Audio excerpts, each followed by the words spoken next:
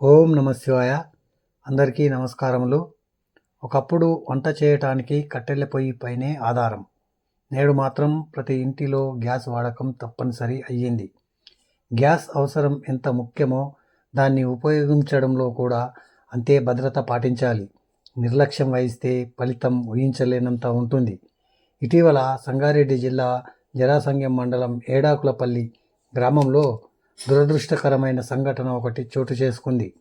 Gas leak అయి వాసన వస్తున్న పసిగట్టలేని 65 సంవత్సరాల శంకరమ్మ అనే మహిళ దేవుడికి దీపం వెలిగించటానికై అగ్గిపుల్లను వెలిగించింది.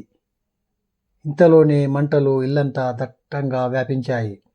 మంటల్లో చిక్కుకున్న శంకరమ్మ అరుపులు కేకలు వేయడంతో పక్కనే ఉన్న ఇద్దరు కుమారులు ప్రభు, విఠల్ పరిగెత్తి తల్లిని కాపాడే ప్రయత్నం చేశారు. వారు కూడా ఆ మంటల బారిన చిక్కి తీవ్ర గాయాలకు లోనయ్యారు. క్షతగాత్రులను ఆసుపత్రికి తరలించి చికిత్స అందించిన ఫలితం లేక ముగ్గురు కూడా ఒకరి తర్వాత ఒకరు మృతి చెందారు. మారుమూల గ్రామంలో ఇంతటి విషాద ఘటన అందరినీ కలిచివేసింది.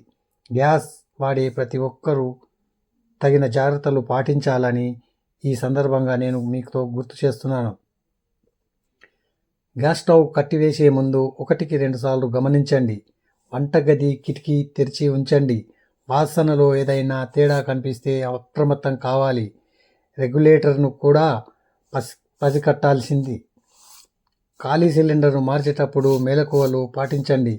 చిన్నపిల్లలను గ్యాస్ సిలిండర్ స్టవ్ వద్దకు ఎట్టి పరిస్థితుల్లో వెళ్లకుండా చూడండి.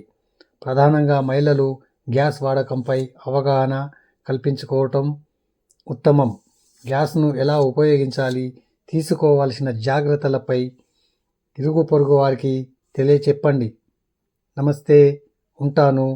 ఈ వీడియో మీకు నచ్చితే లైక్ చేయండి, షేర్ చేయండి, సబ్స్క్రైబ్ చేయండి, కామెంట్ చేయండి. ఉంటాను. సెలవు.